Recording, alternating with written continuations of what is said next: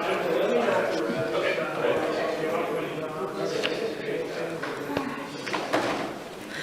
right, good morning, everybody. It's October 14th, 2024, and we are ready to get started with our workshop.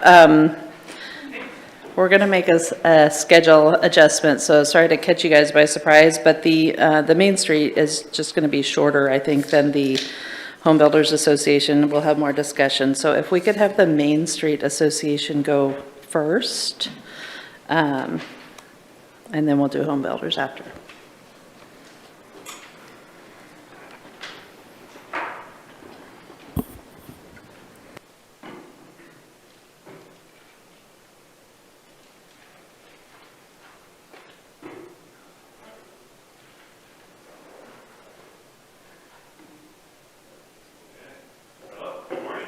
Hi, James. Thank you. I think the mic's off. There we go. All right. First time. So, without further ado, we'll talk about the Main Street Grants Pass.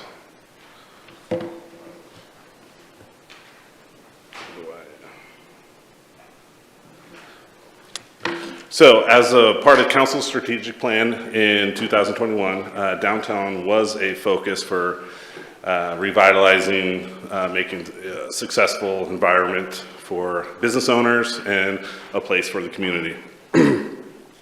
In 2021, the strategic plan was added a new action, and it was objective 2 to enhance commercial districts to create quality shopping and dining experiences. And in 2023, Council added 2 new objectives, and one of them was to facilitate an environment to encourage business, prosperity, and economic opportunities, and also to enhance our central business district, also known as the downtown. 2023 added a new action, and this was to enhance opportunities to promote character and community spirit. And the action was to acquire a Main Street certification program. So just a quick little background. The roadmap for downtown is a collaborative effort between the city, Visit Grants Pass, our DMO, Travel Oregon, and Civic Possible. In January, Travel Oregon granted Visit Grants Pass, our partner, a technical grant funding to hire a technical assistant. In March, that contractor was hired, and that was Civic Possible. In the summer and fall, so basically Jason Schneider, he spent a lot of time in the community doing interviews, stakeholder listening sessions, and then he created this big report called the Roadmap for Downtown Grants Pass. And in January, we held a meeting which had over 70 community members. It was a great turnout. And in June, Oregon Main Street, Sherry Stewart presented to a group here in the council chambers with about 10 to 15 business owners and property owners on the benefits of Main Street. So without further ado, I'd like to introduce Seth Benham. He is the steering committee chair for Main Street Grants Pass.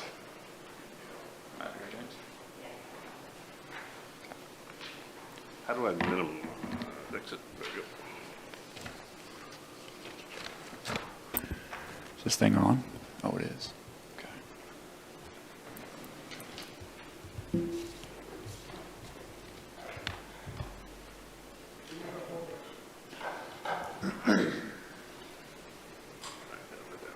What? Just up and down to change your slide. It's on right. This one? Oh, okay. All right. Well, cool. Thanks for having me out. My name is Seth Benham. Like you said, I'm the chair of the Main Street Grants Pass Committee. So, yeah, let me just get right into it. This is my bio. I don't need to read it, though. It's not that important. Wait.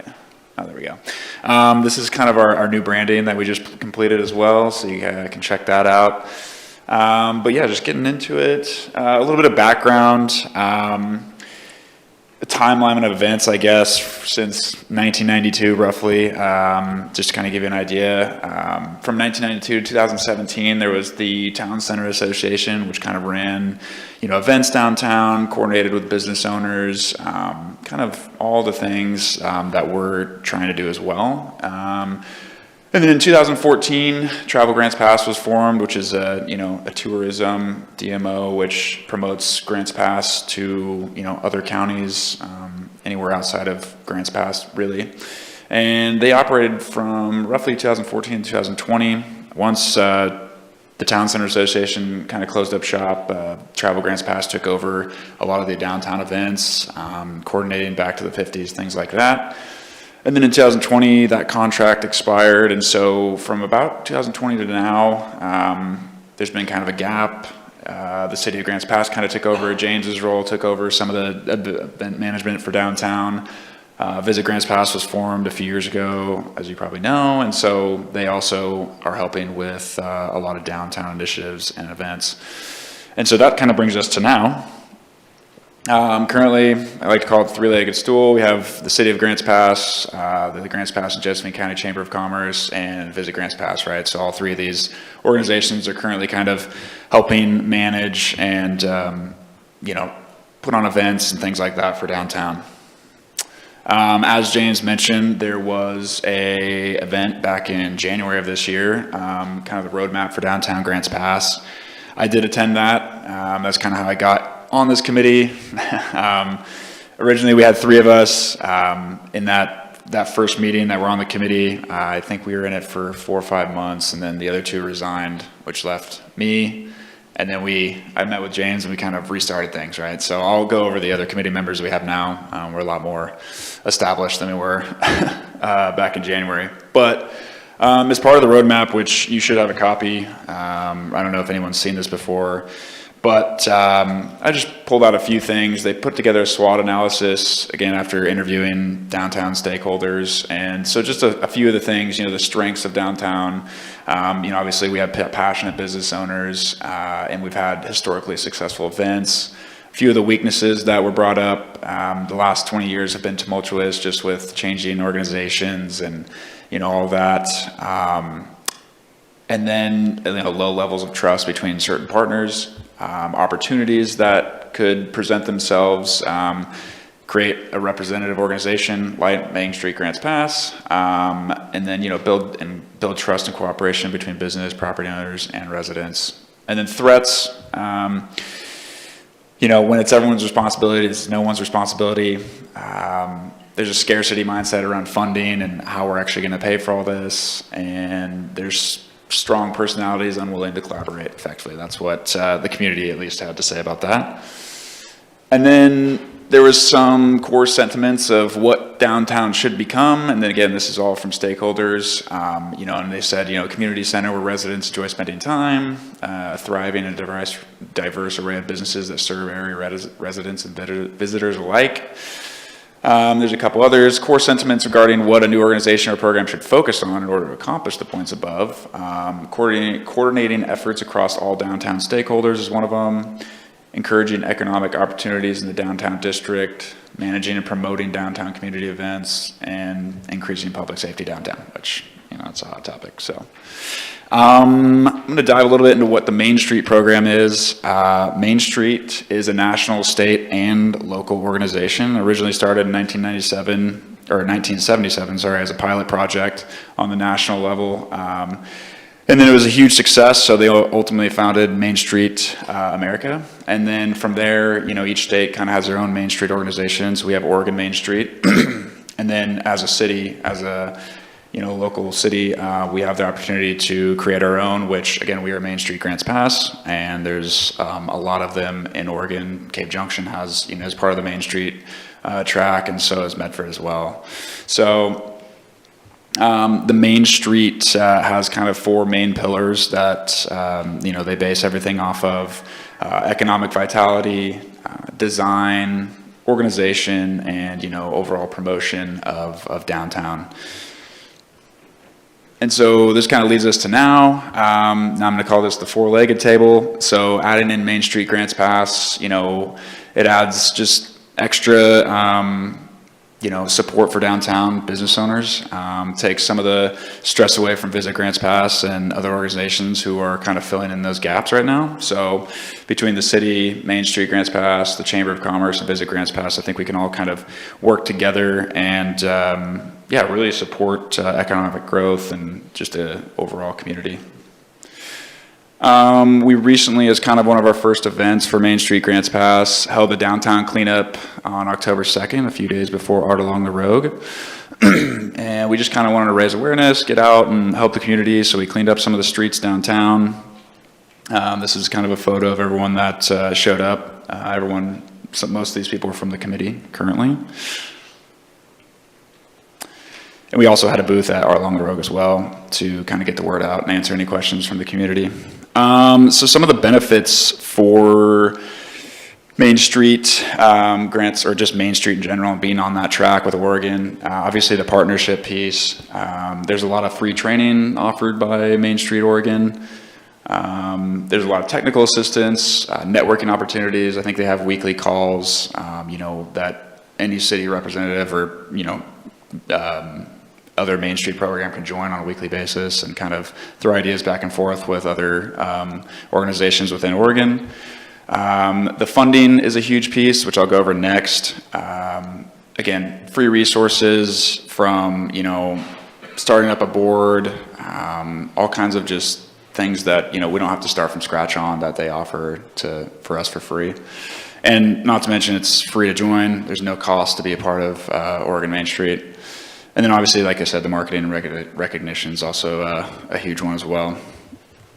Let's see, next slide. So this is the funding piece I was talking about. So Oregon Main Street has the Oregon Main Street Revitalization Grant.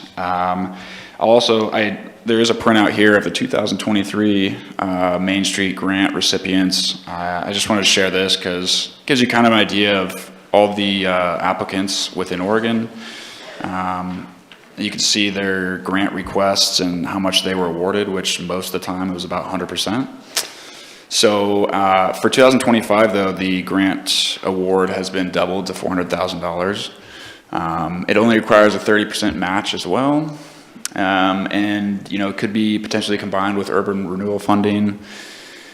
And additional private investment could make revitalization more feasible. I do want to say that the Main Street Revitalization Grant is focused on infrastructure improvement in the downtown district. So, obviously some of those improvement projects are spendy, especially with, all the safety regulations, things like that. So this grant could be huge for Grants Pass and helping get some of these buildings, back up and running and improved. And we already have, interest from current property owners within downtown to, be a part of this grant opportunity. Next steps, kind of the last piece here. Currently, this is our committee as it stands right now. You may know some of these people. Terry Hopkins, obviously CEO of Chamber of Commerce, is on there as well. Tori Middlestat was on there until she, left her position at Visit Grants Pass, but I'm sure we'll fill that again. We have a handful of liaisons, so City of Grants Pass, obviously James Conway and Dana Pierce, Chamber of Commerce, Christy Swafford, and then Visit Grants Pass. Currently it's Griffin Storm and Ashley Cruz filling in for Tori.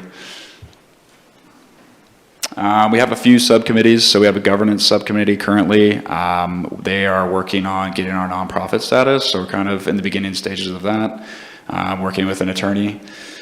We have a marketing subcommittee, just working on all things marketing for our organization, mission, vision, values, things like that. And then we're currently forming a finance committee, which, ultimately will help figure out funding and where that's going to come from and what our plan is moving forward. As part of the Oregon Main Street track, we were required to submit a boundary map of what we considered downtown and what would be our area of coverage. And so this was the map that was agreed upon within our committee. And so currently it's C Street to M Street and then 3rd Street to 9th Street. I do want to say that this is not final in any way. And it was suggested by Oregon Main Street to start small and grow as we get more established, so I think ultimately, extending down to the river and bringing that in as part of Main Street Grants Pass is going to be important. So this is a funding matrix that is supplied by Main Street Oregon, and this is just an example, right? So this is an example startup budget that they, recommend for a new Main Street program. And you can see here, there's a variety of different things. Government, local city would come in at 30% roughly of the budget. Then there's downtown business owners and property owners, whether that's a donation or a membership fee of some type. There's non-downtown business owners and partners, and then, fundraising efforts. And then as you progress the funding in 5 years, this is kind of what they, suggest it look like. Government is kind of cut in half there, so 15% of the budget. Donors, fundraisers, sponsorships have come in to play, grants, obviously, and special events. Whoops, sorry, let me go back here. Okay. So I did include a few sample budgets from two other cities within Oregon, and I think this is last year's budgets. I'm not 100% sure, but McMinnville, again, they had a $225,000 budget, and it kind of gives you a breakdown of where the money comes from.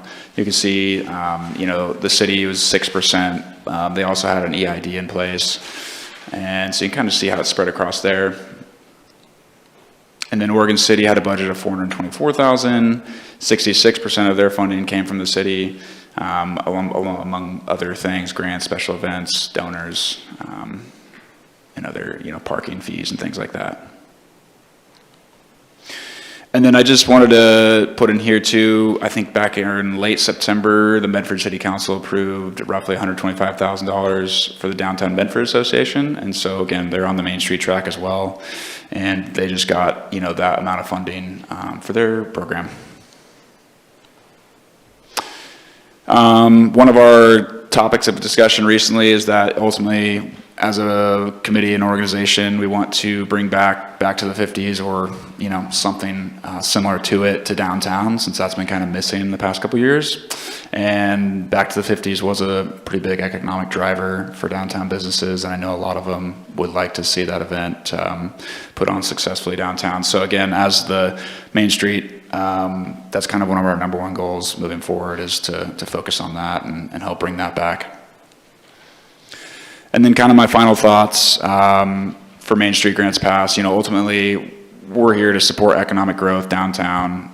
We want to increase buy-in from business owners and property owners. We want to give the merchants and property owners a voice. We want to help facilitate infrastructure improvements downtown through grants and other funding. And, we want to improve the overall quality of life for the community members, create a downtown that can serve as an important tourism asset to the broader county, and ultimately form a strong partnership with the city of Grants Pass. That's my presentation. So if you have any questions, let me know. Thank you, Seth. Thanks for taking the lead and holding this organization together as you're getting started over the past year. Council, do you have any questions? Rob, go ahead. Yeah, hi, thanks for being here. Yeah. A lot of really positive potential in what you're talking about. So back to slide 22, if you can go back to that. Or you don't have to, but. Yeah. Sorry.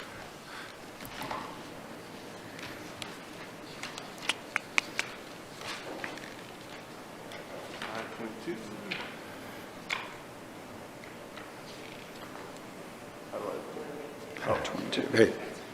Okay. So on the left side, when it says startup budget, if I'm reading this correctly, the dark blue downtown business from property owners is 30% on the left side. Yeah. Is that right? Yeah. Okay. And then on the right side, Main Street funding in 5 years, I don't see that segment. Is that gone? I don't know if it's gone or they just recategorized it, honestly.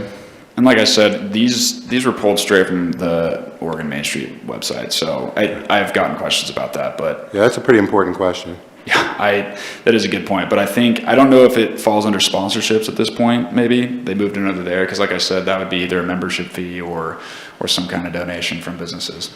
So Okay, well that's a pretty important point to clear up. Yeah. Like how our operation is going to be funded. Yeah, for sure. Even if people are excited about it the first year or the first 3 years, Yeah. 5 years and 10 years later, who's paying, right? Which gets me to 23 also, for McMinnville. When you essentially say EID, can you say the word so everyone understands what EID means? Yeah, Economic Improvement District. So that basically is also merchants again, or downtown business owners, just a different terminology for the same exact thing, right? Yeah. Okay. It'd be nice if they used the same terminology in each one of the pie charts so we could follow it. Because that also is downtown Yeah, so business owners. this data was pulled from, I got it from Sherry Stewart, who's the head of Oregon Main Street. She sent me a breakdown Excel doc with not every city, but most of them and their budget breakdowns. So, and you know, each of them had different, titles for everything. So I don't know how that gets figured out, but. I'm just trying to be clear in my mind that we've got so far now possibly 3 different names for the same funding source, I guess. Yeah. Are you raising your hand, Jason? Yeah, I can help a little bit with this. The EID is an ORS where the Downtown Association can run their charges through the city, and ergo, it could potentially be a lien against the property owner. So they are different because they structurally work different and they have different sets of rules. I have no idea what you just said. Well, So the association could potentially just directly bill dues to the business owner, Right. or it could run it through the city's billing, and in theory, there's ORSs that go with it to opting into the ID and not opting into the ID, and if they opt in, potentially it's lienable if they don't pay. I think the first chart, Rob, on 22 is more of a membership structure, if I'm understanding that correctly. Like, Yeah. And it's suggested at this point, right? Because nothing's actually, you don't have a revenue There's a lot of ways to do it. So, source yeah. coming in. So this is a proposal, that would have kind of a membership structure, whereas the idea is a formal district where you would have it coming through. There is. Tax I understand that. I'm just saying that ultimately it's the same people paying. It's just got different names. It's for businesses, by businesses, Right. if you want to think about it that way, Okay, yeah. I just really wish there'd be the same name throughout. And then in Oregon City, we've got, it says 66% is coming from the city, and I guess there's no other special fees that go to any property owners or business owners. It's just coming from the city somehow? Yeah. I don't know if that's like a TLT style funding or what, but Yeah. I can clarify though. I can reach out. Yeah, I would appreciate, Yeah. both as a downtown business owner and as a city councilor, I'd appreciate clarification of if those things are actually functionally different. Yeah, for Because sure. Really, I think they're the same. And then even in the roadmap too, I was going to say there is some sections in here regarding funding sources, ideas for funding sources. So check that out as well, because that was a part of the study. Thank you. Yeah. Sarah? Valerie? Yeah, I just want to add to that, because I was a big part of going along on the roadmap as we went through all of that. And if you remember, those of us who were there, the big part of the, when we went for the destination marketing organization, it was just like, that was a really way of separating the city and letting them go and market, and that was really important. But there was a hole that was left, and that was the special events. And, the city's been kind of we chose to hang on to Art Along the Road, but we've been looking for something to step in to fill that hole, because that's how it was originally set up, is to have something step in and have it not be the city. So now we're just kind of looking for, okay, what does that look like? And I think that's basically what this committee is formed to do. What does it look like, and what can we work with now and going down the line? But this is an opportunity for them as an organization to go out and get some of the grants and get some of the things, because you really do need an organization to go off and do that. And that is not something that is in the purview of the DMO, who is always working on outside of the 50-mile range. So that's my understanding, is it follows right along, and this just kind of goes right down that pike to make that happen. We're focused on downtown. The Chamber of Commerce obviously focused on kind of just Grants Pass as a whole. So I think just having that real strong focus on downtown. And I think, the grant opportunities are important, right, for some of these property owners downtown. No, I agree, because we do have old buildings, and that's part of it, as old buildings need Yeah. more attention. So thank you for carrying this torch forward. I have a question about the grant program, that's slide 16. So the $400,000 in grants that are available for 2025, is that just for Grants Pass? Yeah, you can apply for up to 400,000 as a Main Street, like member, if that makes sense, right? So like on the 2023 grant sheet for award winners, that was a $200,000 limit. And so you can see most of these cities applied for 200,000 and got the 200,000. And so this year, the legislature at the state level approved twice as much funding. So now it's technically, yes, $400,000 Grants Pass could apply for. Okay, so that would be the city Main Street program applying to the state Main Street program to Yeah. get 400,000, On up to behalf 400,000 of, for you our. know, what other, you know, so at that point, we'd have to select what project we're going to take on, right? So, because you can see on this too, like it gives a slight description of the project, right?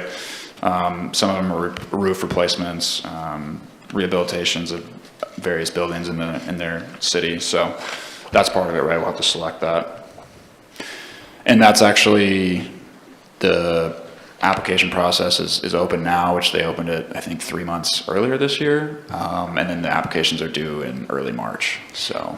And then the idea is that that's for infrastructure improvements? Yeah, there's limitations on what it can be used for, so it's mostly infrastructure related. Okay, and then, I guess for the long term, because it sounds like right now it's a volunteer committee of business people, right, in the downtown area, but eventually you're hoping to have a staff person or people? Yeah, I mean, ultimately, you know, we'd like to have an executive director position, because, yeah, again, you know, volunteer, it's all, you know. It's hard. Takes time. So, I mean, that's kind of, I think, the ultimate goal. And, you know, that's kind of why we've put together that finance subcommittee, so we can start working towards what does it look like, you know, where does funding come from, and how can we, you know, grow this thing positively. I mean, it'll take time, but. So would this organization take on some of the, like First Fridays events, or is that? Yeah, I mean, I think ultimately, right, like it's just to take over these events as we progress and get more established. So I think, you know, back to the 50s is one of those gap events that just hasn't been around. So that was kind of like, well, let's at least try to bring that back. And then, yeah, take over the other ones as time goes on. So you'd be kind of twofold focused on physical improvements for the downtown area and events? Yeah, and I mean, you know, I come from a marketing background, so for me, like, even just promotion of downtown as well, right?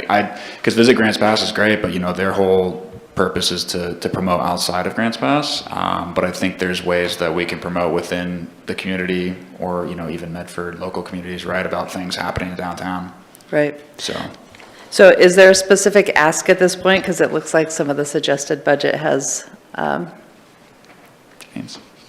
I don't know if there's a Is that specific back ask, to James but- about funding? Are you asking for anything at this point, or just So speaking with the steering committee and Seth, at this point, there is no ask. I think this is an initial point to show council and inform council that there is a Main Street organization now. It is the first level, and they are going to upgrade, I guess. You can call it upgrade. But yeah, it's just an initial information sharing with the council. okay. But it kind of looks like maybe in the 2025, 26 budget, there might be a request for some funding? That is something that, once the finance committee, I know that there's 3 or 4 volunteers that volunteer to be part of the finance committee. I think they'll gather. They'll work that. out a Yeah. budget. There's no budget at this point. Correct. Gotcha. Okay. Council, do you have other questions? No? I'm super excited about this. I was part of the PAVE committee. Well, I was first on Tourism Advisory Committee, and then the PAVE committee that helped establish the DMO. So Valerie helped a lot with that stuff too, and very aware of some of these things that got left out of that plan, and it's super important. We have a great downtown. We want to keep it that way. Yeah. So Yeah. Thanks, everyone. for stepping up there. Thanks to you too. James, do you have more? Yeah, just Okay. real quick. Once again, I kind of want to piggyback off that. I've been here about two and a half years, pushing 3 in April, and it's been a pleasure working with downtown, getting to know the merchants, and the momentum that this steering committee has right now is very exciting, and it's What I like about it is there's property owners, hopefully more. I've been encouraging more to join. But just, it's really nice to see everybody outside of downtown coming together for the merchants downtown, so, and the community in general, so. So in that FY25, in the ED budget, it includes $3,000 worth of legal fees. So I believe you guys are meeting a lawyer, yeah, within the week probably to, yeah, go ahead. We met with an attorney on Friday, Oh. last Friday, yeah. Perfect. And got rough kind of costs, so. What's the cost?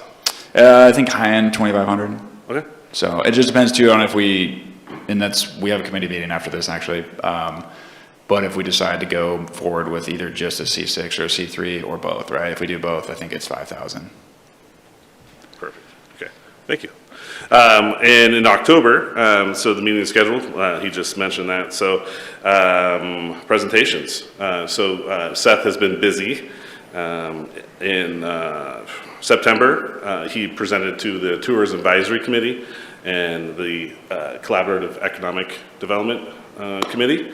And hopefully, actually this week, he will be in front of the HBSC to inform them as well. Because it impacts, especially with the infrastructure and downtown, so. I think Rob has a question. So there's no budget yet formalized. I'm just wondering on the legal fees, the 2,500 to 5,000, that's where do we know where that's going to come from, or? Yeah, right, well, the 3,000 of it will be coming from the economic development budget that was set aside. Gotcha. So, Okay, thank you. yeah, no problem. Any other questions right now? No? All right, thanks for talking about something fun. I do have a fun job. All right, not that home building isn't fun, but next we're going to talk about SDC charges. So everybody, brace yourselves. It's a fun day.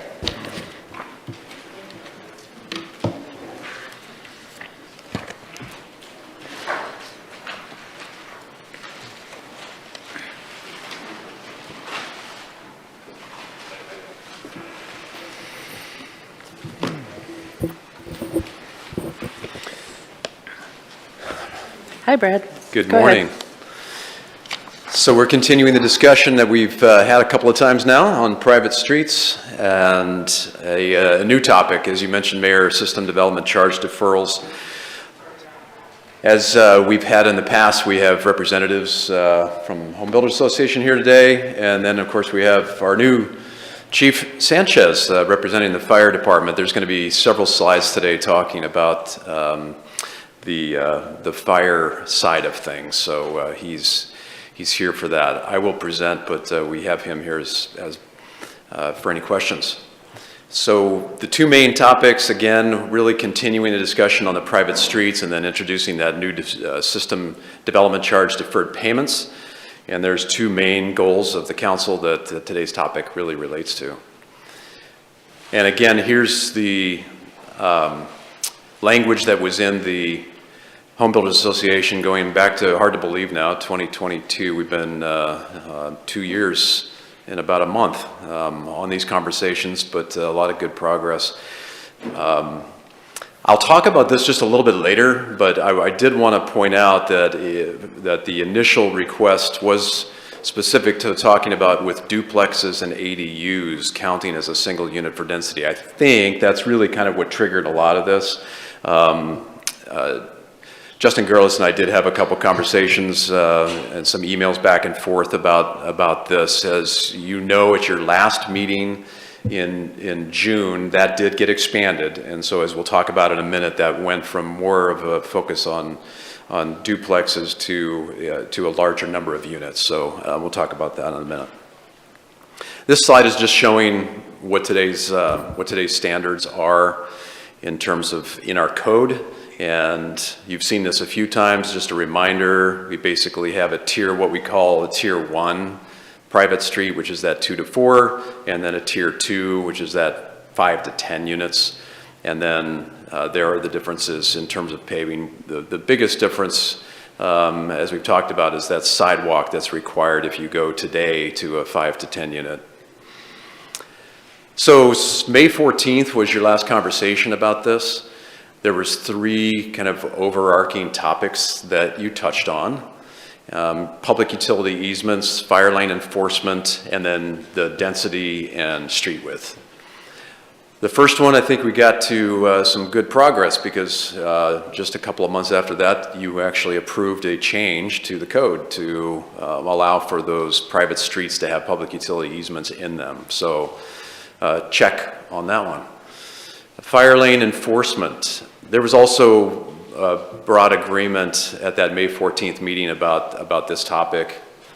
Again, the point being, if you're going to allow increased density on private streets, and with the fire department's primary concern being parking and congestion and the ability to move apparatus through those congested areas, how do we get to the point of increased enforcement and ability for them to address those situations? So Mayor did clarify at that May meeting that we are talking about really at any time, and this isn't just limited to an emergency situation. I did note here to see draft language on the slides below. What we have are really kind of several slides talking about where the Muni Code change will go. The city attorney hasn't had a chance to give us sort of like some final clarification on some of these issues, but I think if you give the green light today, then we'll finalize that with Mark and bring that back. And then the third big topic at the May meeting, density and street width. So council was pretty much across the board on creating to avoid any situation where you've got that first in time, first in right. We didn't hear anybody in favor of that. We wanted to avoid that. So that that basically says there has to be a cap that makes it equitable for all property owners on that private street. So they all have the same opportunity to build.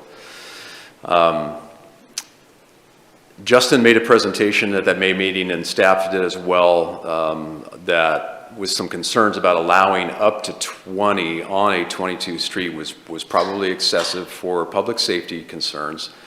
And then he proposed to amend that only tier 1 private street standards, which again is that 2 to 4, be changed. As you know, we ended up with a direction to have the code changed for both tier 1 and tier 2. So that is the language that is before you today. One last slide on some of the other topics that we talked about last. You did have some conversation about why is it that tier 1 is 20 feet and that tier 2 is 22 feet. I think there was consensus about that extra 2 feet really not serving much purpose, and it was kind of unnecessary. And doesn't really add to the safety or the functional benefit of the street itself. As long as you have free and clear, unobstructed 20 feet from a fire safety standpoint, having that extra 2 feet really isn't giving an advantage. So that's how you ended up just to the 20. Then there was conversation, well, what about the sidewalks? Because on the tier 2 street, there is a 4-foot sidewalk on top of that 2 foot, so that gives you an extra 6 feet to work with in an emergency situation. 5 councilors supported no sidewalks on private streets. 2 councilors had no comment or were neutral, and then we had 1 absent. So that ended up with the direction to remove the sidewalks on private streets. In terms of parking, there really isn't a lot of change there. There's no on-street parking today allowed. There wouldn't be any on-street parking in the future. There was quite a bit of conversation, but council generally supported use of driveways and garages to meet that off-street parking need. And then the cap, council direction to allow a max of 20 dwelling units on a 20-foot street with no sidewalk. So that has a practical result of in the code, and you'll see in the draft language, basically just striking anything that refers to the 2 different tiers of streets that we have today and just only having a single private street option of 20 feet and up to 20 units with no sidewalk. So going into a little bit more detail on the fire lane and the density. So for the fire lane versus fire apparatus road, a private street under private ownership, today's code does limit the authority. There's not an explicit provision in today's code that says, yes, the fire department has the authority to go out onto private property and remove and tow. So that's where you got consensus last time, that you wanted to change the code to give that authority. The city attorney does believe council has that authority. We talked about that last time. One thing that's a little bit new is the terminology. Fire lane is what we have been talking about, but after Joe did some research, the language that's in the Oregon Fire Code, and I'll just go ahead and read it, it's there in that third bullet, a road or other passageway developed to allow the passage of fire apparatus. A fire lane is not necessarily intended for vehicular traffic other than fire apparatus. That would mean calling a private street, which its primary purpose is for something other than fire apparatus, probably is not the best definition. So there is another term, and it's in the fire code as well, in the state fire code in section 502, fire apparatus access road. And that is a road that provides fire apparatus access from a fire station to a facility, building, or portion thereof. This is a general term inclusive of all other terms such as fire lane, public street, private street, parking lot, lane, and access roadway. So clearly, if the statute specifically calls out private lane, it seems to be the best fit for our situation. So that's where we're going in terms of the municipal code amendment, change it for these situations, call them fire apparatus access road. Here's just a little bit more background on what section 503 of the fire code, Oregon Fire Code says. It does have that 20-foot width in there. That's unobstructive. That is exclusive of any shoulders. 503 2.2 talks about the authority. So the fire code says that the fire code official shall have the authority to require or permit modifications to the required access widths.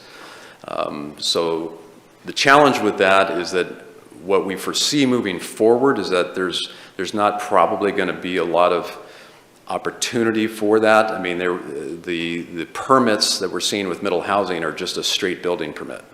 So there isn't a planned unit development, there's not a subdivision, there's not some of these other tools that we have used in the past to have that conversation. So what it means is it defaults to whatever the code says. And as the next slide will show, the city's code supersedes the fire code when it comes to the type of street. So that's a pretty important point. I'll highlight that again. And then 503.4 talks about obstruction of fire apparatus access roads. Fire apparatus access roads shall not be obstructed. That's pretty straightforward. These are assuming public streets, though, when we're talking about this language in the fire code.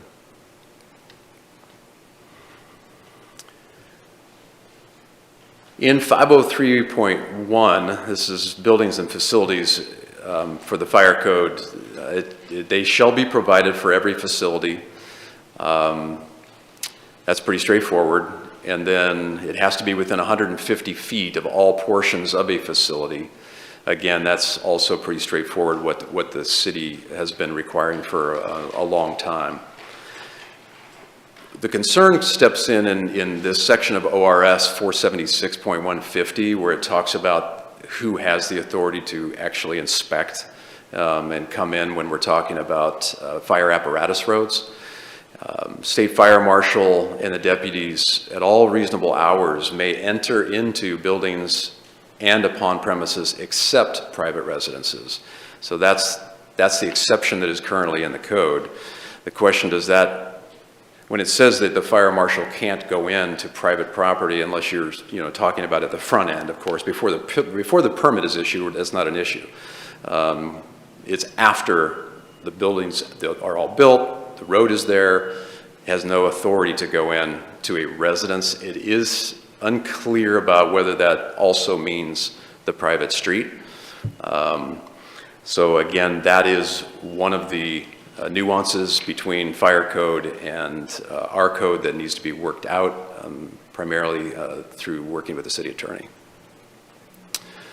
And then a minute ago, I talked about this difference of authority of definition. So is it the statute? Is it the Oregon Fire Code, or is it the local ordinance that really defines jurisdiction? And ORS 368 states that when the governing body of a county or city adopts specifications and standards, which is what we're doing here, including standards for width for roads and streets under the jurisdiction of the governing body, such specifications and standards shall supersede and prevail over any specs and standards for roads and streets that are set forth in the fire code. So again, the implication of that is that if you get into a situation where maybe the fire department feels like there is a necessary change to a plan, but the ordinance locally says it's 20 feet, that is all you need to do, that sets the standard regardless of what the fire code says. Now, I'm not saying that we have, most developers are going to want their projects to be safe, so that can often be worked out, but I think it's an important point for you as a policy board to know. Bringing it back to our local code, we have this definition in Chapter 6 of fire lane. That points to Chapter 12 or Chapter 9.12, which actually doesn't exist. So that again just underscores the importance of having a new definition for fire apparatus road, because today that definition is not actually in our code. So that would be added. In terms of towing authority, this got quite a bit of discussion in May. The Muni Code 6.03.037 talks about impoundment already. Any vehicle or property, and it again is talking about public property that creates a risk, must be removed. So that's very clear, but it does limit it to public property today. So again, this is the section that would be amended to add private property. And then impoundment restrictions, there's today in subsection 38 says all towing and impound conducted under Grants Pass Municipal Code shall be subject to Grants Pass Police Department policy and applicable state law. Right now we're thinking that we would want to add fire since they would primarily be the first responder on a lot of these situations and get that clarified. This same section also refers to designees of the police chief. And so that would be added to make it clear that the fire chief and or designee also has this ability to do the impoundment. And then finally, when it comes to, well, what about the violations? What happens in a situation where we have to exercise penalties and use penalties? So again, this section also specific to police chief and authorized, designees of the police chief are authorized to enforce the provisions of the Grants Pass Muni Code. This is unclear as to whether it empowers the fire department to enforce this penalty. So this is another section that Mark's looking at. But again, we would anticipate this to be changed. So that is where we're at on the lane of the fire lane versus fire apparatus, and sort of moving those 3 or 4 sections forward for a Muni Code amendment that would come to you. On the private streets side, we actually have the language that would potentially be coming forward to you. Again, this is development code, not in the Muni Code. So section 27.052 is talking about sidewalks, and today the second part of that talks about private streets saying development shall provide for pedestrian needs in a safe and functional manner. That would change to read, along private streets, sidewalk construction is not mandatory, but may be provided at the discretion of the land developer. So again, staff's understanding that that's the direction that you want it to go. So it doesn't mean a sidewalk couldn't be built on a private street. It just means that the development code it's not mandatory in the development code. Section 27.105 just changed what is currently a maximum of 10 units on the private streets to 20.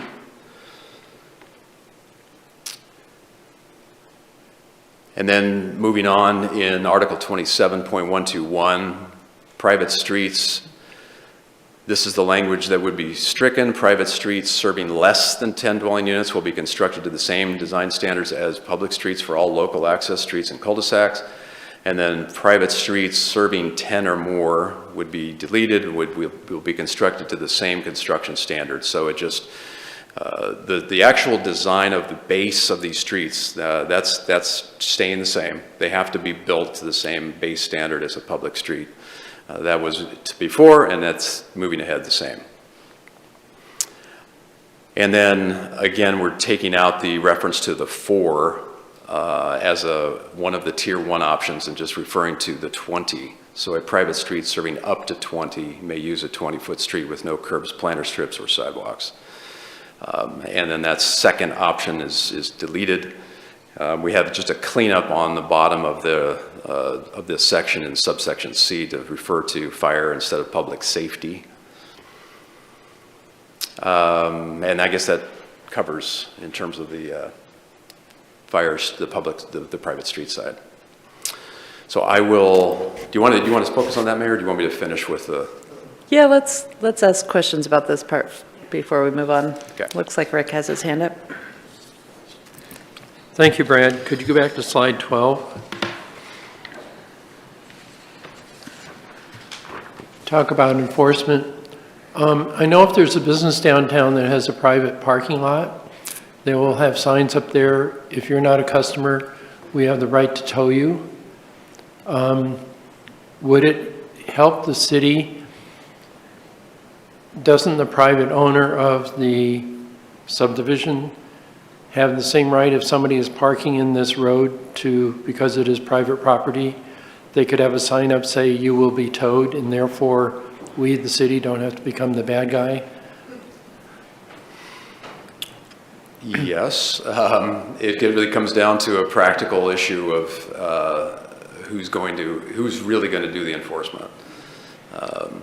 So we could I think the answer is yes, and there would be signs required. And of course, there's signs required today to be put up, no parking on those private streets.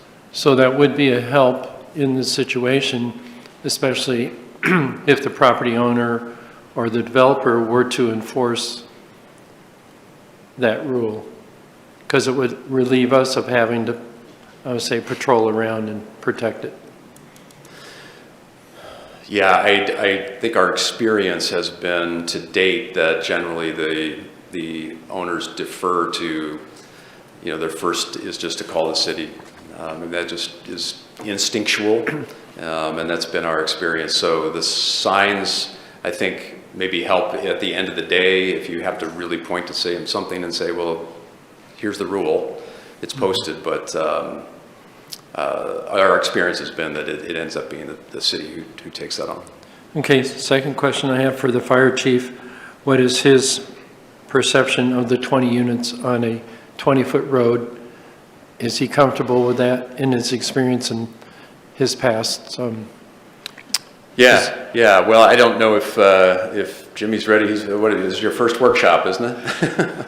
Second workshop. I'm excited. First of all, great, and everything that you've done and put together, Brad and your team and everything.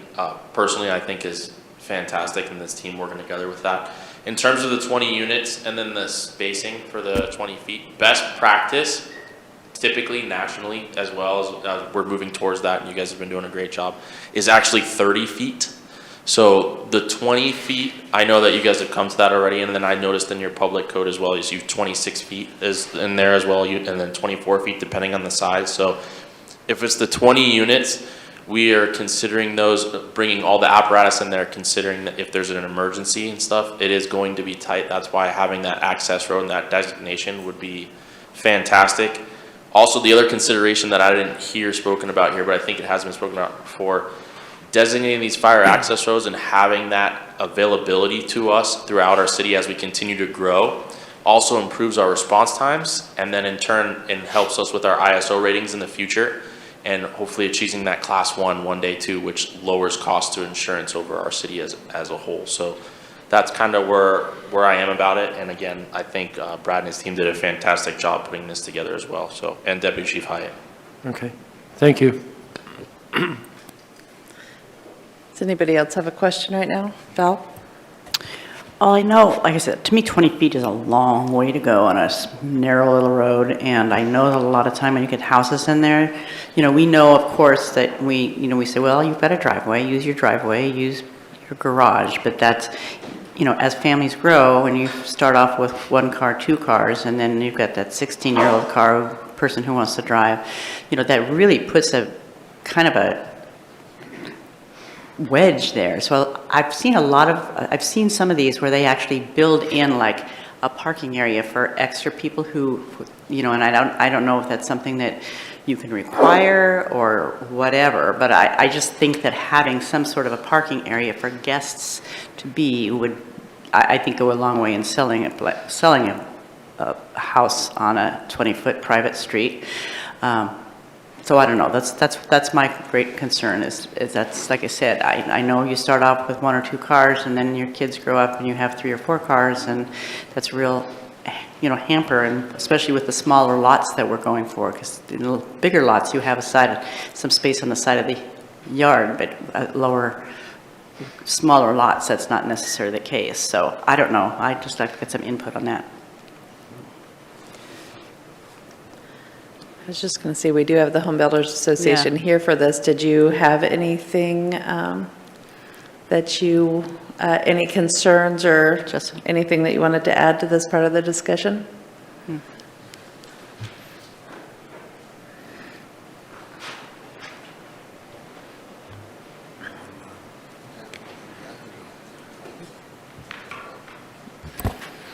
Good afternoon, councilors, mayor.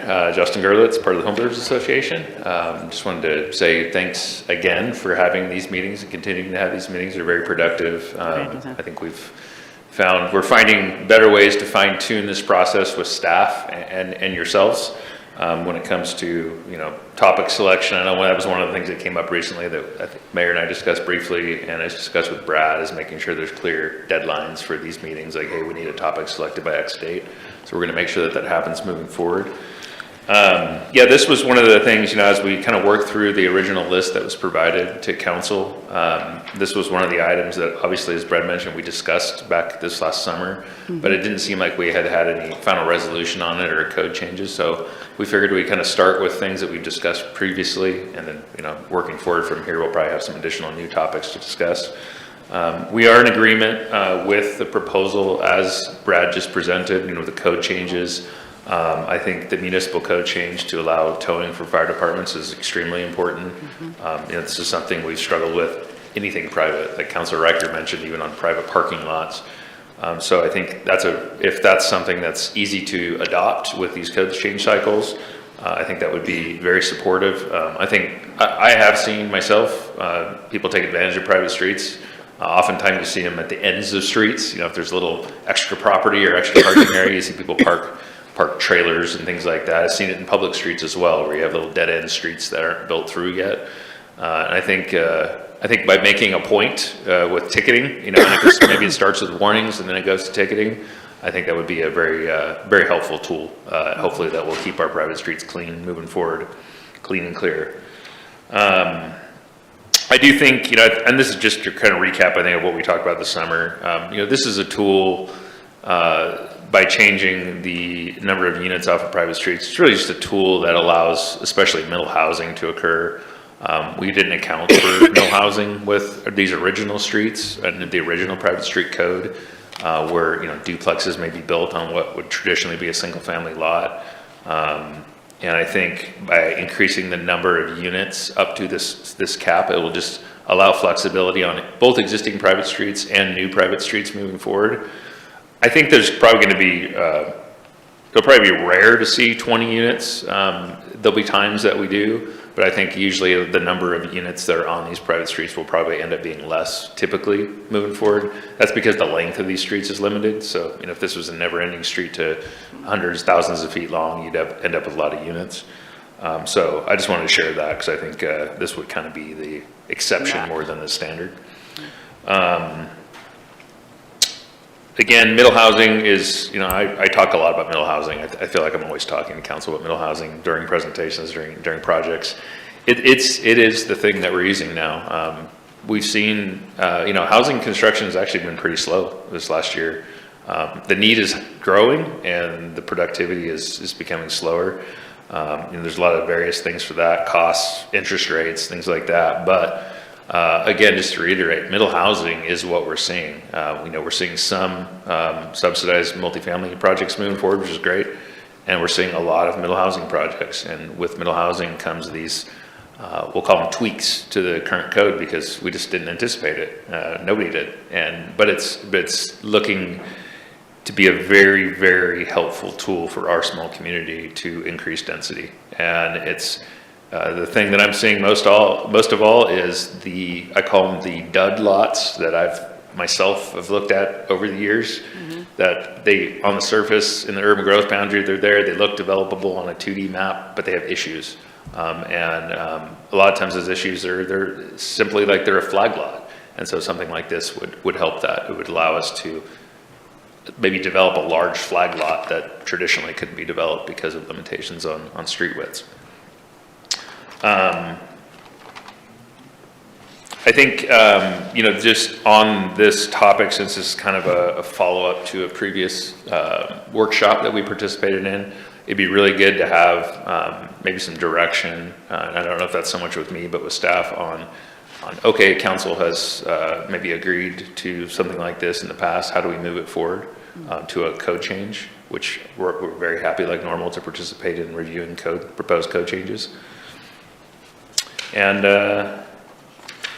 I think with that, I'm happy to take any questions, but I'm happy with where council and staff have gone with this. Any questions? DJ?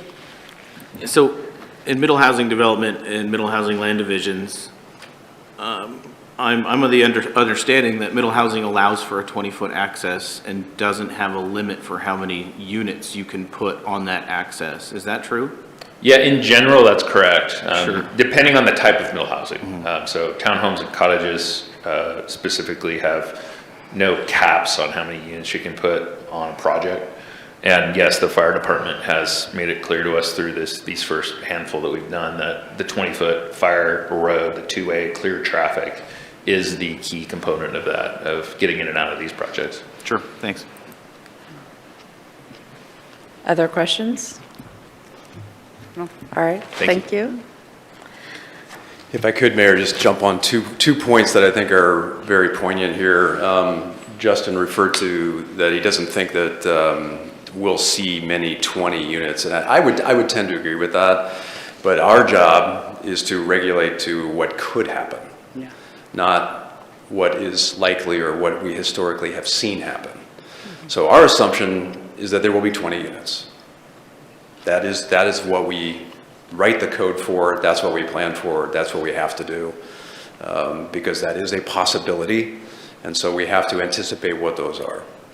So, which is the reason why staff did recommend at the last meeting, and I really don't want to beat a dead horse, but I do want to be clear on the record because my AICP ethics kind of require me to do this, is that we have concerns about the 20 units on the 20.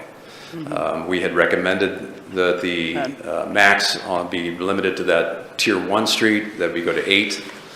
I looked again throughout the state, looked at some other cities. There are no other jurisdictions that offer this. So we have some other colleagues around the state that have, similar PUDs and opportunities to get this number of units. But there's always a mechanism other than just an outright code. And that mechanism is usually a planned unit development or a subdivision.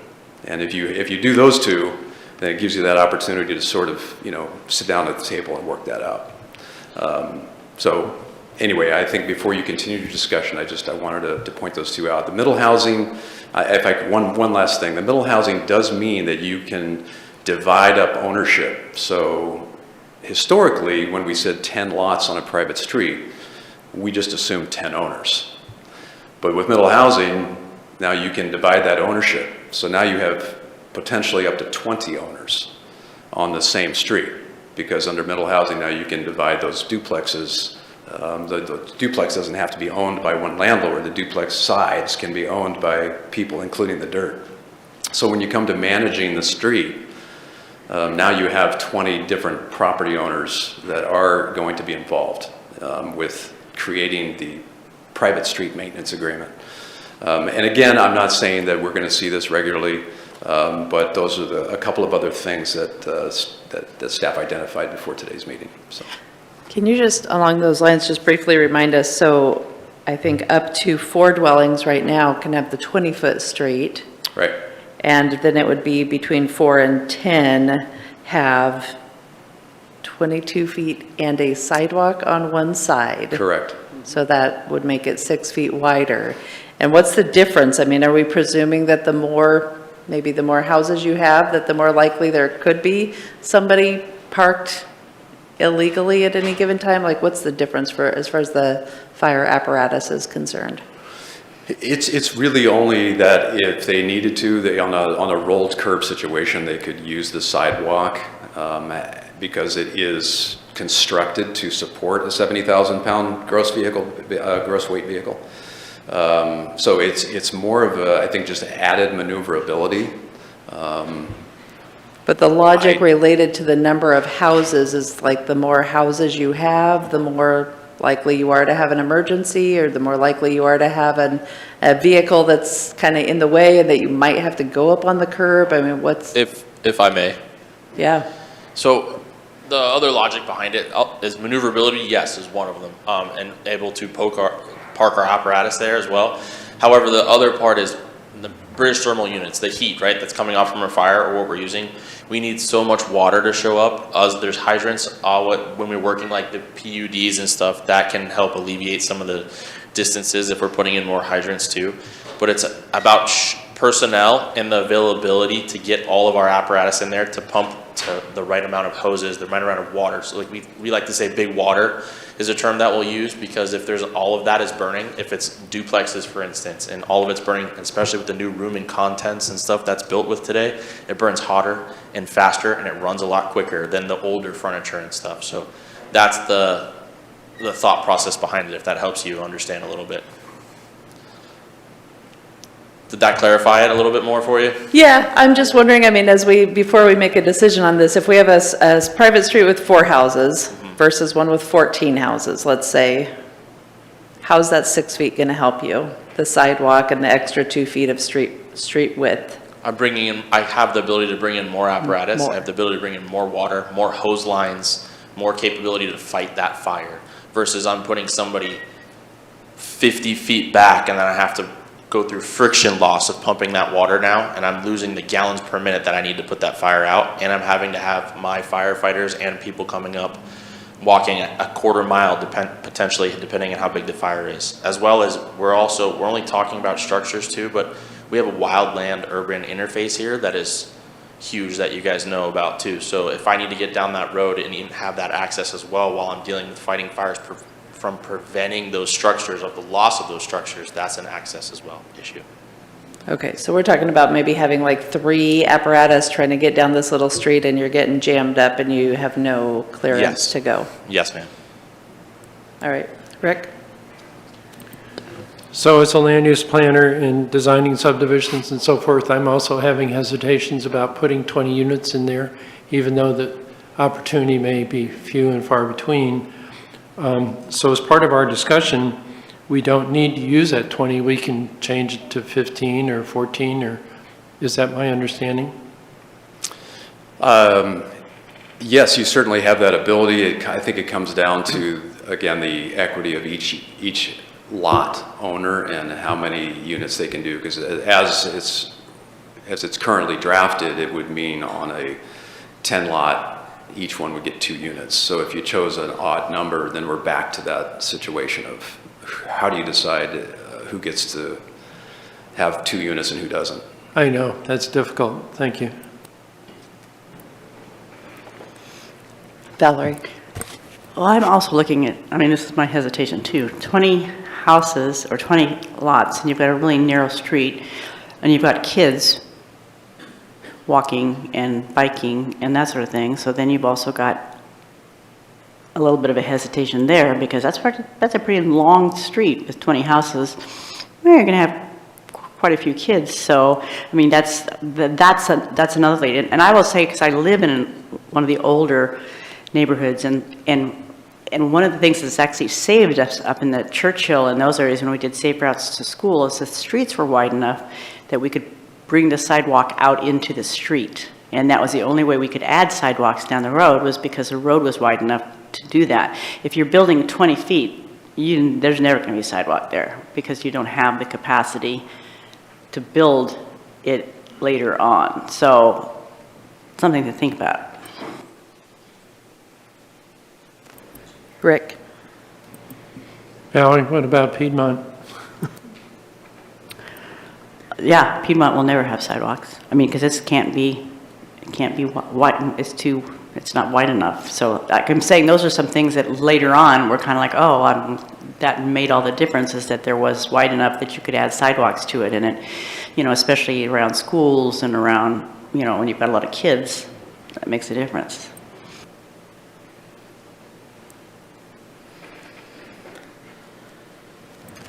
So basically, I'm saying I think that number should be lower. Mayor, are we in discussion stage? Up to you. Do people have questions? I kind of have a question maybe for Justin or somebody involved in the home building to remind us from your side of things what I think the sidewalks were very expensive, right? If you actually have to build a sidewalk. But as far as the width goes, are you also, is having a narrower street might allow homes to be built closer together, kind of facing the street? Is that a concern? Or like if this code required the width without requiring the finished sidewalk, how does that impact what you would be trying to do?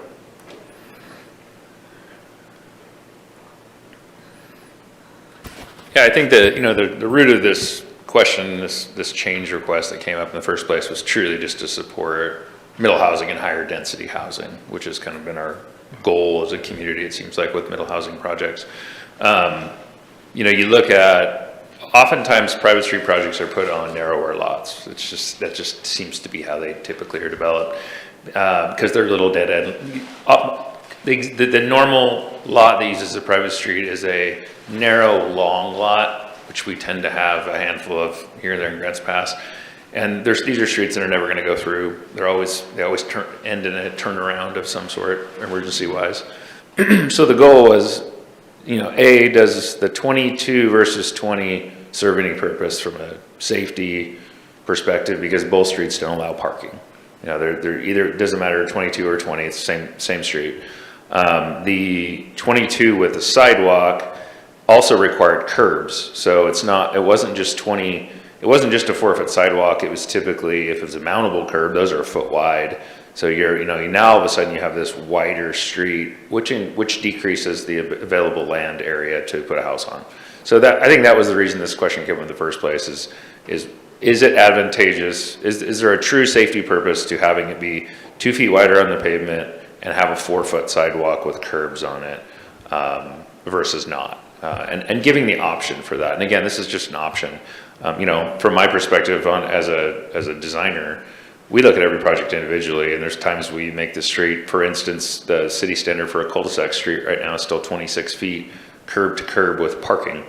And what I have been doing personally in my office is if we end up doing duplex projects on a cul-de-sac street, there's times we're making the street 30 feet wide because we want parking that works on the street. So it's always a case-by-case basis. As Brad said, you have to look at it. This would be the worst-case scenario, and that's what we're allowing. But I think, yeah, that's the question I have back to council is, does that additional couple of feet, which several of you have brought up, serve a true purpose, or is it better suited that we take that additional 4, 5, 6 feet and we put it into available house pad area? Right, and then we have the second issue of how many houses can actually go on the street. So they're we have the width issue and we have the number of units, right? Yes. And one thing I think that I'll mention to the new chief that, and I don't know if he's heard this, is the recent code change for allowing public utilities on private streets.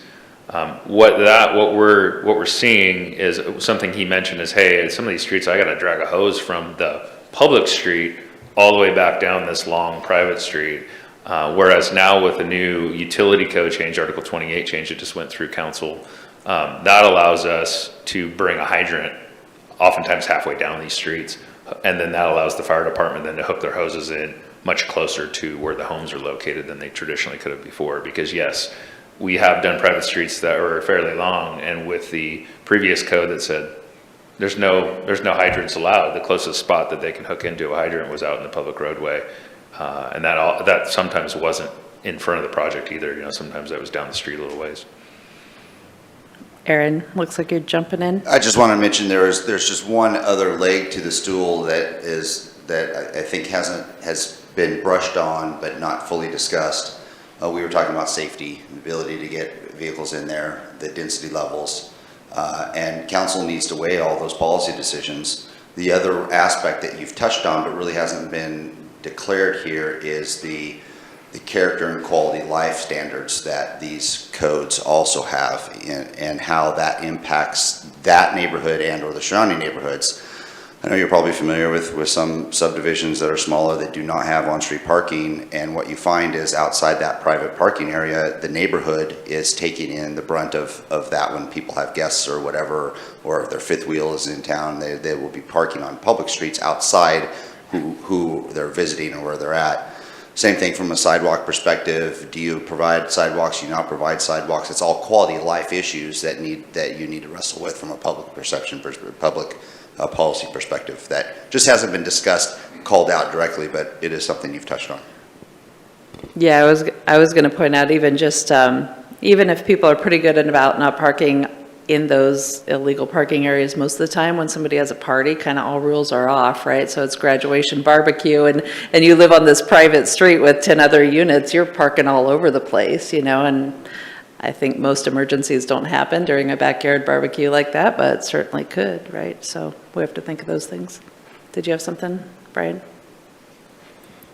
Yeah, so I think this might be the first time since I've been on council that I've heard a director actually give us a warning stating their professional ethics code that they follow. And so that really made me perk up when I heard that. And our new fire chief also, it's his second workshop, so he has to, he wants to present himself well and not be contradictory, but I did hear kind of in his language that he had some concerns with this. So, and I'm not a planner and I'm also not a firefighter. So I personally would like those two professionals to get together and come up with what their recommendation for this would be before I'm willing to consider it further. I think, do we have questions for Justin or are we moving into discussion here? Okay, question, Rob? So it may be for Justin or it might be for Brad, but Justin, you just mentioned that with the code change that allows essentially a water main to go down the middle of a private street, you mentioned, you said that it's possible now to then have a fire hydrant down the private street. Is it mandatory or would it be optional? It's required when it comes to, again, there's short private streets, it's 150 feet, 200 feet long. And there might be a hydrant up front, and that meets code. When we get into a longer private street, which is what a lot of the conversation has been on today, The fire code also has a requirement that you should be able to service every point of every building within 450 feet, I believe. Yeah. So what we were finding historically was we would run this Swiss cheese of water services down a private street, which wasn't really easy to do either. And the fire hydrant was somewhere out on the public street that private street attached into. But what we're seeing now is we're developing more flag lots with the middle housing code. And what that's allowing us to do is bring a hydrant into the project, tap it for water services off that main, also giving the fire department the ability to plug in and fight a fire, maybe quite a ways from a road. I mean, we've got a project right now, for instance, as a cottage, excuse me, as a cottage cluster off of a long flagpole, and that's exactly what we did to help with that. Okay, so I appreciate that, but I don't know if you specifically answered my question. You said it now allows you to bring in a fire hydrant, to service the flag lot. Is it required now on a longer private street to then have a hydrant further down the street? Only if it doesn't meet the fire code, it would be required. It'd be a fire code requirement, not a planning requirement. Okay, so in the past, without a main going down the middle of the street, how were you able to put a hydrant deep into a private street? You couldn't historically. The city wouldn't allow a private hydrant. So, and again, most private streets aren't overly long. The code right now still limits private streets to 250 feet unless it's part of a planned unit development, and it goes in as a normal street. So the fire department is the trigger that would require a hydrant. Thank you. To serve the houses. Any other questions? Chief, are you trying to get into this, or you're just stretching your legs? Okay. All right, thanks, Justin. I think we're moving into council discussion now. We heard from Brian. Anybody else have thoughts? Rick? I agree with Brian. I'd like to see staff and the new fire chief get together and present their viewpoint on this. And I would like to see if they could include an illustration of what it would look like with a 250-foot long street versus the other streets, to see whether it's feasible in their perspective as well. Thank you. Valerie? Okay, that brings up a question, actually. So still, they can only be 250 feet, is that correct? Or is this by making it bigger, are we stretching that longer? No, there hasn't been any discussion about changing the maximum length. That would stay the same. So technically, it's 250 feet. Yeah. It's just the fact that we're putting more units on, so the density is the same. So the length doesn't mean long. It can only be 250. It's just, what is the density? Okay, that helps.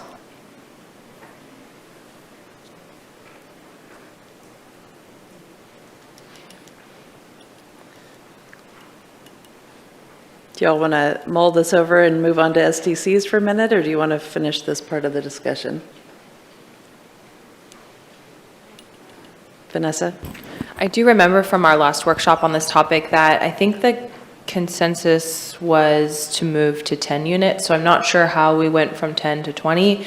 And I do also remember that when comparing to other communities our size, that we have already some of the most lenient code requirements on private streets. So this would be making them even more lenient.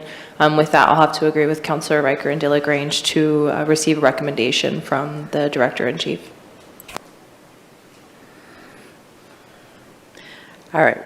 Well, we now have 3 councilors that are interested in reviewing this again, and it sounds like the rest of you are not sure what to do, so Val? Well, I kind of remember, sadly, when you get pushed something this far away, it does get muddied in the water. And I do remember it was quite a conversation, and I can't remember, I kind of felt we were sticking at 10 too. And so I was kind of surprised when I saw us clear up at 20 on that. So I agree. I think with the new fire chief on board, it might just be a good idea to have him kind of take a look at it and bring it back, but bring it back soon. Okay. Are we sure that it was 10 or 20? Was that a mistake maybe? No, it was 20. It was 20, okay. Yeah. Councilor Yonker also kind of chimed in on it sort of towards the end. It was, I would say that maybe the last 15, 20 minutes, there was, I think, an assumption about 10, but then the question came, well, are we going to double? And then with 10 lots, well, how are you going to get, if we want duplexes, then the only way to get there is really to double it. And so you went from 10 dwelling units to 20 dwelling units. Made a big jump there. Yeah, Okay. we did review that twice to make sure. Okay, well, let's do this. Let's have you review it again, and we will come back at it as soon as possible, so that we don't forget what we've already discussed again. So I think let's try to get it. I think our next workshop it's maybe a whole month out from now, but it's several weeks out from now. But let's try to get it back in November before we have a chance to lose our place again. Okay, thank you. And we have SDCs now. Yeah, so today the municipal code does actually contain an allowance if a builder or developer wants to defer on a residential project. This is not an option on commercial, but it does for residential give you the option to defer payment of those SDCs to the occupancy permit or close of escrow, whichever is earliest. So that's the way today's Muni code reads. And then to qualify for that, you are required to submit an application and pay a fee, and then enter into an agreement, which basically says these SDCs, rather than charging them when you pay, get your building permit, you pay them at the end of the project instead of the beginning. Checked in with Ken. Ken, our building official, has been here for over 15 years. He honestly can't remember anyone using this. So I think that's probably partly why we have no application fee in our schedule and we have no application form. It's just never really been triggered, even though the provision has been in the Muni code. We just haven't had it used. So that's what this slide says. I kind of got ahead of myself, but I think to simplify and make the deferral option more attractive to builders, the Home Builders Association is proposing to eliminate the current requirement that you submit an application and you submit a fee. You just have it be there. It's just an option, just like anything else. And the staff's supportive of that. The timing of it doesn't really have a meaningful impact on us. I mean, the SDC fee is going to be the same whether you collect it at the time of the building permit or you collect it at the certificate of occupancy. I will say that practically speaking, often, at least my experience, you get to the end of a project and the lenders, get involved because they're going to start wrapping up that loan. And the builders are anxious because as soon as you get the certificate of occupancy, their job's done. And so if you tie it to the end of the project rather than the beginning, could there be some additional workload on staff that we don't currently have? Maybe. It's tough to say. I just wanted to note that. It doesn't change our position as far as staff supporting it because I think we can make it work. We do already have what's called a final financial. So on a certificate of occupancy, it's not just the inspectors going out and doing their final inspections of the house. It is also staff in the office doing their finance finals and making sure that those fees are so we have the mechanism really there already, so we should be able to handle that. We do recommend that last bullet. We do probably want to have some kind of minor agreement or statement to ensure applicants are informed very clearly. No certificate of occupancy will be issued until those are paid. So I think that's really where we're at. The next steps are here on the screen. We've talked about the private streets code amendment. I'll get together with Chief Sanchez. We'll work on that immediately. And then in terms of the fire apparatus access road, we'll continue to work on that with the city attorney and get that language. And then we would expect that to probably come at the same time as this SDC deferral, because those are Muni code amendments, so they don't have to go to the Planning Commission. The first one goes to the Planning Commission first, but Other than that, I think we're down to the call to action. Thank you, Brad. Council, do you have questions? Rob? No? Valerie? I just have a question, because I remember when we did do the thing about the SDC deferral between first and last, it was my understanding that we did it for the bigger ones because it was so expensive to do and to start building that we just said they could lengthen and pay it later, and it was supposed to be a way, an advantageous way of bringing in those larger developments. And I don't remember it being a residential one, as I thought it was for the larger building of projects, that they could defer the paying until the end. I personally don't have a problem with it because, like I said, what they want is a certification of occupancy. If they can't get that, at this point, they've gone further down the road, they've got the thing built, that's what they want more than anything, so I can't see them not recognizing from a financial perspective, and I think it might, so I don't have a problem with it, but it was just my clarity was that it was actually for helping to bring in broader projects. And I guess I was wrong, because that didn't happen? Because I remember when Laura was here, because it was before your time, I remember when Laura was here, we were talking about trying to bring in, what could we do to incentivize multifamily housing, and one of the big things that tied them up was the SDCs having to be paid ahead of time.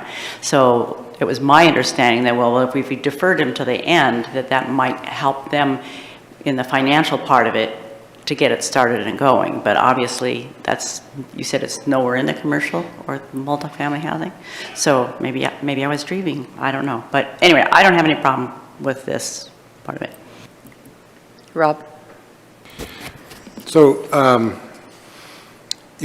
when I first heard about this maybe 10 years ago, that people weren't, even though I guess they could, according to you, have deferred it, it just never seemed fair or reasonable to me that you had to pay that up front, especially when a developer's, paying interest from the day they go to the bank. But you mentioned that this is residential only, so why is a commercial project considered any different than this, as far as I don't see it being any more fair to charge the commercial developer up front for the same reasons that I would, because he's paying interest from the day that he goes to the bank. So why would a commercial project have to pay the SDC up front? Why is it considered different? Yeah, and unfortunately, Counselor, I don't have a good answer for you. I mean, that's been the language in the code for many years. I think, you do often have more complicated lending structures sometimes in commercial projects. But So you said that it doesn't really have much of an impact on the city, talking about the residential, deferring the residential doesn't really have much of an impact except for essentially a paperwork load at the end. Would commercial be considered the same way, that there's not really that much of an impact to the city, whether they get the money up front or get it when the project is finished? Because if that's the case, I'd like to see the same thing be true for commercial. Yeah, well, to answer your first question, yes, I don't think it would change in terms of, the revenue stream. It's just, you're just changing the timing at which those revenues come into the city. But we haven't talked at staff level on the commercial side, and I don't know if Jason has any initial thoughts. We would just take your direction today and look into it. But to date, we haven't talked about it. Can you tell us approximately, some on the council probably are not aware, how big could an SDC charge be for a medium to large size commercial? For instance, when the Toyota dealership went from downtown to their current location, I approximately know the figure, but how many hundreds of thousands of dollars are they on the hook for? Sure, no, it can be huge. I mean, you approved about a year and a half ago, $340,000 SDCs for Cathedral Square Apartments. So that was 56 units, over $320,000 SDCs for that one project, which again, it's residential, but we consider it commercial from that side. So, it really depends on what size your line is, because, it's all linked to the size of the infrastructure, so it can be all over the map. I wish I had the number for the Flying Lark, but that was a very, very big number. That was, since my time here, that was the largest one. Brian? Yeah, thanks, Brad. So this sounds fine. Would making them payable at the end preclude someone from being able to pay them up front if they wanted to? Oh, absolutely not. No, they would have both options. Okay, thank you. Yeah. Rob? Yeah, I mean, I guess discussion is, to me, this sounds fine, but I'd like to see commercial included in this as well, because it doesn't seem to be any negative, and somebody could be paying interest on hundreds of thousands of dollars for a long time, and that could stop them from doing a project, so. Valerie? Yeah, I think that's how I remember it being, is because when we were trying to incentivize larger projects to come in, that was one of the things. I know that was one of the when the housing specialists came from needs analysis, and then after that, I'm sure that was one of their options, was to put the SDCs at the end, so that when you're going into a bank or whatever, you're not up front, having to add that onto the bill or whatever. I just remember that being a part of it. So I'm not opposed to saying that's an option as well for commercial, because I do believe it does help incentivize. Did the Home Builders Association have anything to add on this?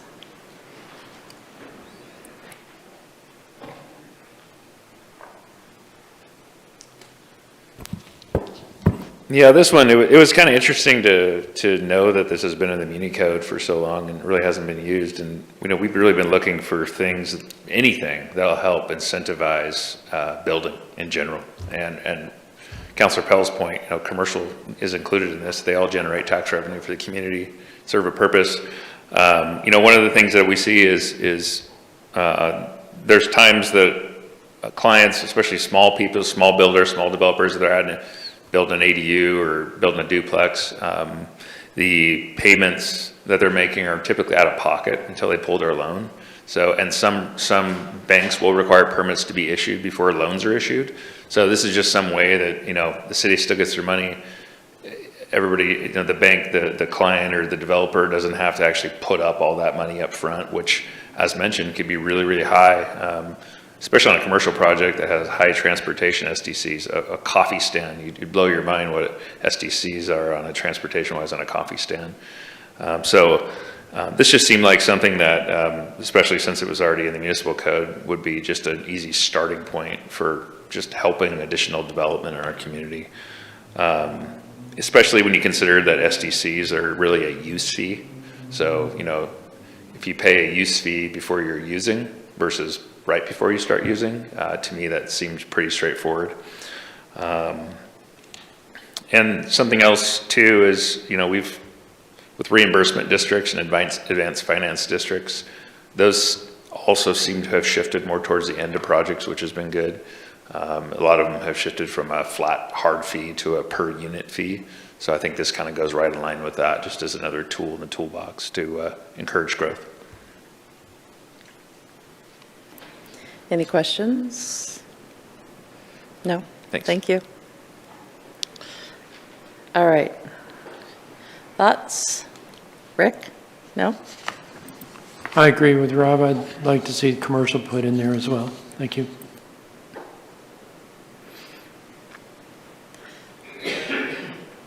Yes?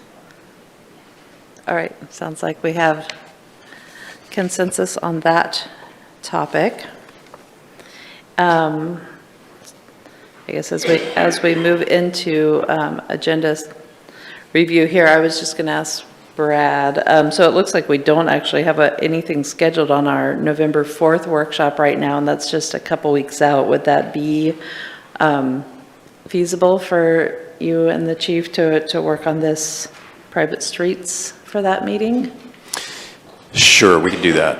Yeah, I won't happen to be here for that meeting, but we can certainly get it done beforehand, and one of us could present, or somebody could present.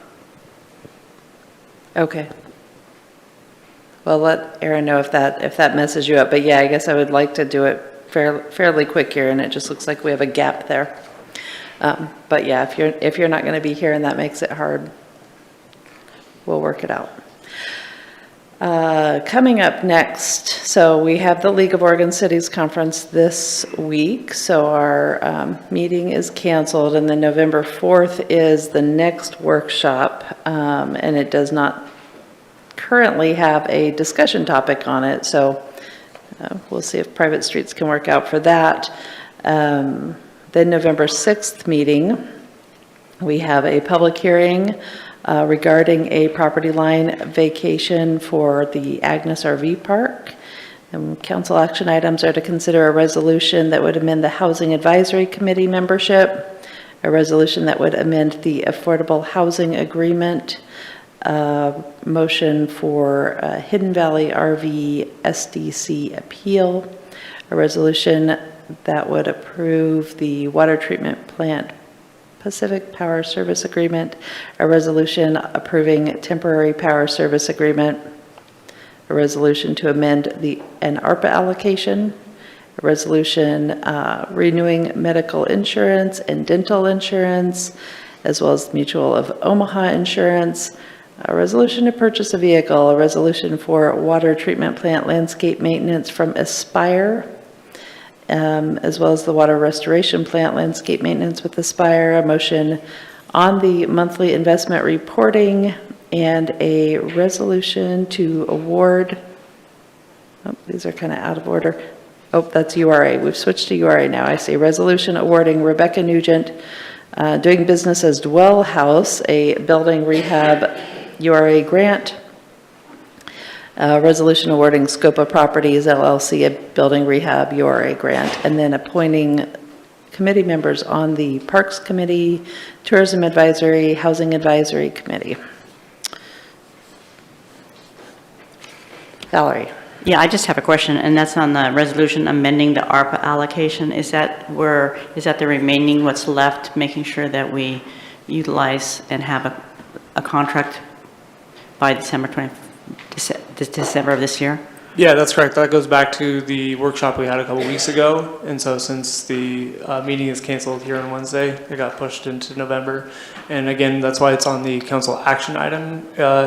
There was a majority, but it didn't look like there was a full unanimous, this is what we wanted to do. So we decided to put that on the council action versus consent agenda items. Rob, did you have a hand up? No? Okay. Anything else concerning agenda for the next couple weeks? Vanessa? I did want to give staff direction to bring forward an idea for an enhanced law enforcement area. And I know some of our neighboring cities offer this. It's basically repeat offenders, identifies areas in the city where there's increased instances of crime, and people that are repeat offenders, law enforcement are able to take additional action against them. I know Ashland, Medford, and Roseburg each have pretty successful programs, so I'd like us to take a look at that for our community. What was it called? An enhanced? Yeah, it's called an enhanced law enforcement area. Each community refers to it separately. Sometimes it's like a city expulsion order.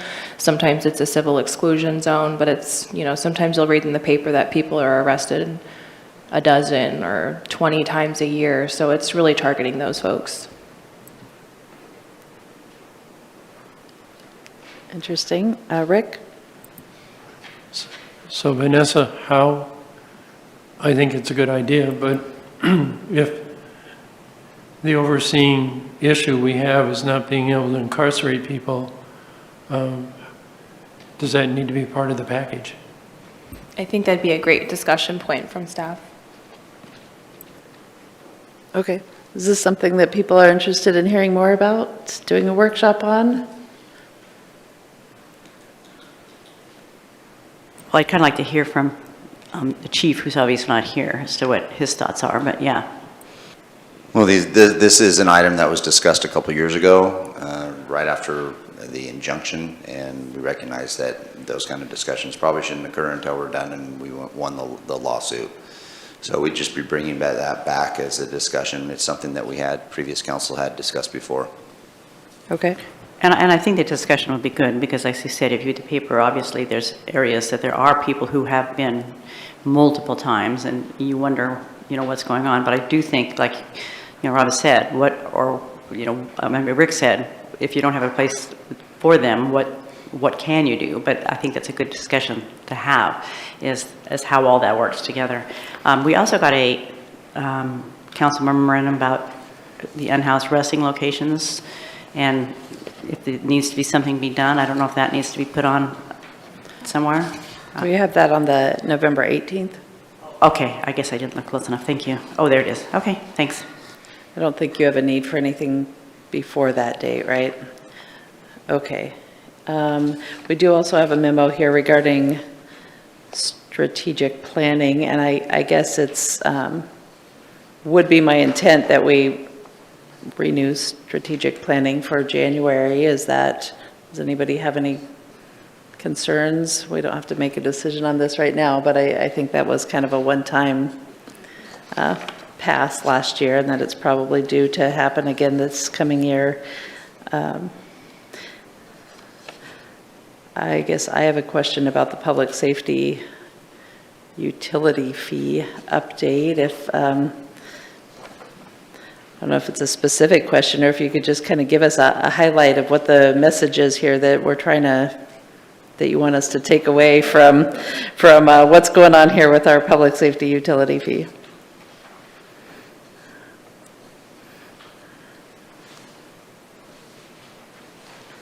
Sorry, I'm just pulling that up in front of, here we go.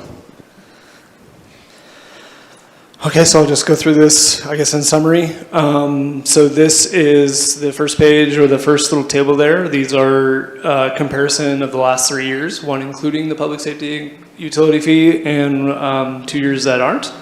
More or less trying to show you that, yes, there is a larger, about $850,000, $860,000 in utility fee revenues. But conversely, you can also see that the costs for each of those departments are also going up. So you're kind of staying almost at status quo as far as the net income between 2023 and 2024, meaning that it's just kind of smoothing the gap. It's not necessarily filling it. Oh, so it's less than anticipated, or?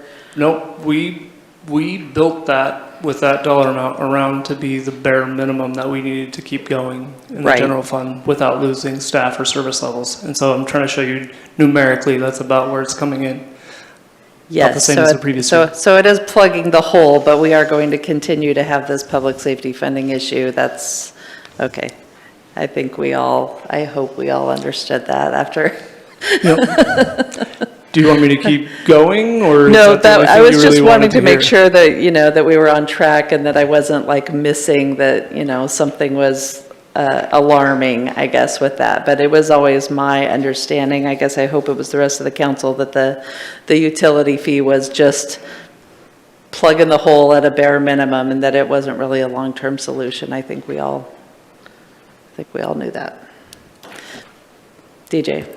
Yeah, going back to the strategic planning memo, one thing that was proposed last year when we did a hiatus, and then also is being proposed this year, is hiring a consultant, which is gonna incur a fee.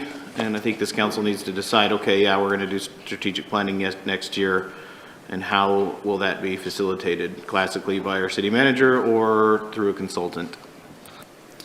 I agree, and I think if we wait a couple weeks, we'll have a little bit better information about what council's going to be having that strategic planning session, right? All right. Anything else for the good of the order today? All right, who's going to do the deed here? Rick? I'd like to make a motion to dismiss the council meeting. Thank you. Seconded by Vanessa. All in favor of adjourning for today, say aye. Aye. Any opposed? All right, we'll see you in a couple days.